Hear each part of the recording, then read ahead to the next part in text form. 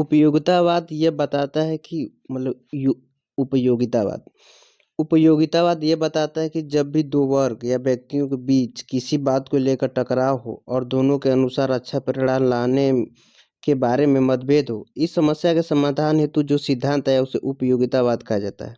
इस सिद्धांत के अनुसार वही बात स्वीकार की जानी चाहिए जिसमें अधिकतम व्यक्तियों का महत्तम सुख या लाभ निहित हो। उपयोगितावाद नैतिकता के दो आधार धारकों पर निर्भर करता है।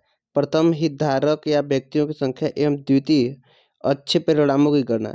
इसे समझने हेतु एक उदाहरण का प्रयोग करेंगे।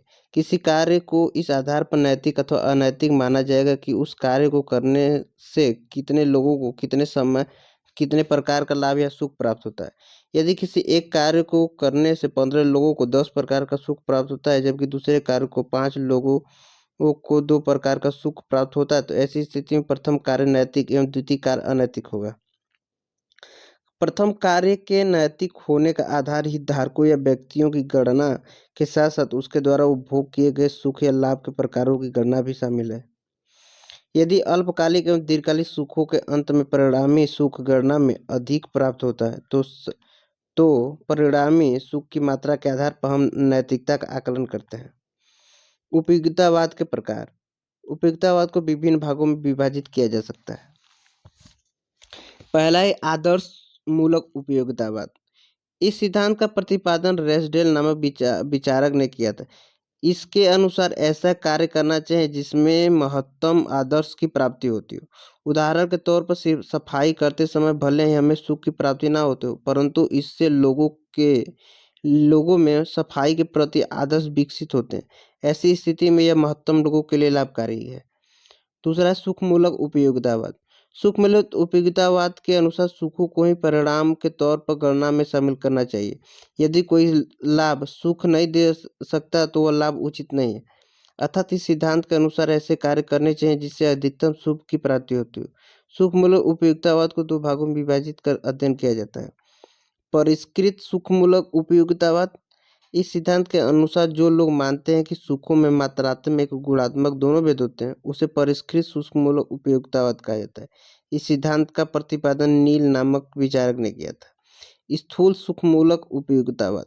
इस सिद्धांत के अनुसार जो लोग मानते हैं कि सुकून में मात्रात्मक भेद होता है गुणात्मक नहीं, उसे स्थूल सुखमूलक उपयोगितावाद कहा जाता है। इस सिद्धांत का प्रतिपादन प्रतिपादन बेंथम नामक विचारक ने किया था। कर्म संबंधी उपयोगितावाद। इस सिद्धांत के अनुसार एक ही तरह के कार्य होने के उपरांत जो समूह यह मानता है कि हमें विकल्पों की गणना बार बार करनी चाहिए, इस सिद्धांत को कर्म संबंधी उपयोगितावाद कहा जाता है। हालांकि व्यक्तियों अथवा वर्गों की संख्या अधिक होने की स्थिति में बार बार गणना करना उचित प्रतीत नहीं होता।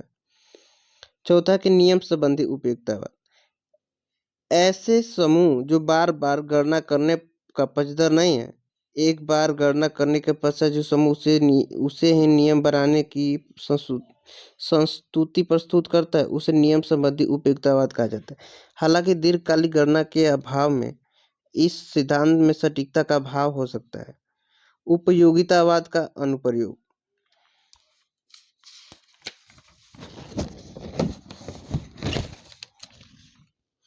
पहला किन किन संदर्भों में अब तक उपयोगितावाद के अनुप्रयोग का उपयोग हुआ है।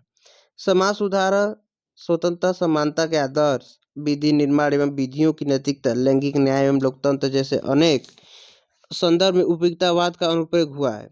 लोकतंत्र के संदर्भ में सभी व्यक्ति एक समान, ऐसे विचारों का प्रतिपादन उपयोगितावाद से ही हुआ है। उपयोगितावाद के सिद्धांत को लागू करने हेतु सभी का मूल्य एक होना चाहिए अर्थात समतामूलक नैतिक संरचना को इस सिद्धांत ने नैतिक घोषित किया है। इसी प्रकार इसने विधि निर्माण में वस्तुनिष्ठता का तत्व प्रदान किया। इस नैतिकता के पूर्व विधि निर्माण मनमानी पूर्ण था। विधियां विवेकाधीन शक्तियों से बनती थीं और वैध मानी जाती थी। लोकतंत्र को इस सिद्धांत ने अधिक समावेशी बनाया एवं बहुमत का दायरा बड़ा किया। इसने सार्वभौमिक वयस्क मताधिकार के सिद्धांत को नैतिक बल प्रदान किया। समावेशन की नैतिकता, प्रभुत्व की सांस्कृतिक सामाजिक प्रणाली एवं उसके नैतिकता का खंडन किया। इससे स्वतंत्रता के आदर्श को बल मिला। उपयोगितावाद इस रूप में दो मूल्यों को अपनी नैतिकता से जोड़ता है, स्वतंत्रता एवं समानता। गणना में सभी का मूल एक मानना भेदभाव का अंत करता है। इससे न्याय का मूल्य निगमित होता है।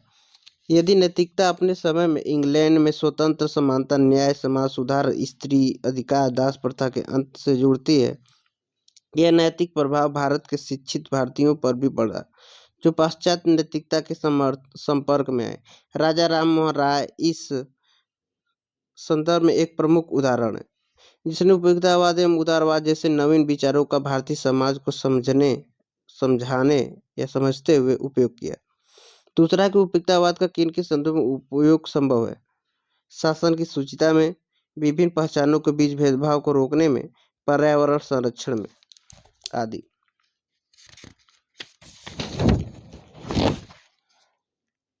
उपयोगितावाद की आलोचना।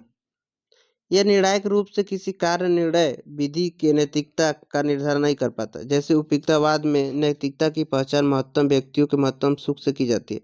महत्तम सुख अल्पकालिक अथवा दीर्घकालिक हो सकता है। हालांकि दीर्घकाल में सुख की प्राप्ति होगी या नहीं होगी, यह निश्चित नहीं है। इस विचारधारा का यह प्रमुख आलोचनात्मक बिंदु है, जिसके अनुसार दीर्घकाल में सुखों को वास्तविक आकलन नहीं किया जा सकता। दीर्घकालिक लाभ या सुख। दीर्घकालिक लाभ या सुख हेतु भविष्य का निश्चित ज्ञान जरूरी है। इसकी सीमाएं, अवधि तय करना संभव नहीं है। जैसे औद्योगिक क्रांति से उपनिवेशवाद उत्पन्न हुआ। यह ज्ञात नहीं था कि 25 से 50 वर्षों तक लाभ देने वाली औद्योगिक क्रांति अंततः पर्यावरणीय क्षरण का कारण बन गई। औद्योगिक क्रांति के परिणाम स्वरूप हालांकि अल्पकालिक सुख तो अवश्य प्राप्त हुए, हालांकि दीर्घकालिक सुख की प्राप्ति नहीं हो पाई।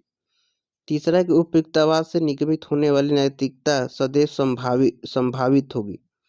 इस संदर्भ में केवल दो ही विकल्प हैं। प्रथम, केवल अल्पकालिक, तात्कालिक या वर्तमान सुखों को गणना में शामिल किया जाए। इससे अनैतिक कृत्य के भी नैतिक बनने लगे, क्योंकि अल्पकालिक सुख अपराध एवं शराब पीने से भी होता है। जबकि दूसरा, अल्पकालिक के साथ साथ दीर्घकालिक लाभों को भी गणना में शामिल किया जाए।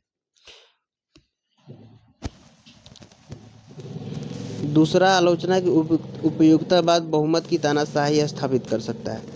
उपयुक्ततावाद महत्तम लोगों के महत्तम सुख की विचारधारा पर आधारित, अर्थात महत्तम व्यक्तियों से अर्थ बहुमत के सुख से लगाया जाता है।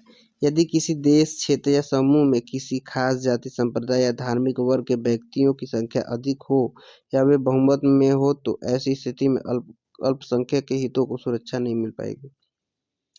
तीसरा है कि उपयुक्ततावाद से बहुसंस्कृतिवाद को खतरा उत्पन्न हो सकता है। चौथा है कि सांस्कृतिक धार्मिक राष्ट्रवाद का समर्थन कर सकता है, जिससे अल्पसंख्यक अधिकारों पर खतरा उत्पन्न हो सकता है। पांचवा है कि निष्पक्षता और न्याय के आदर्श में बाधक बन सकता है। सुखवाद का विरोधाभास है।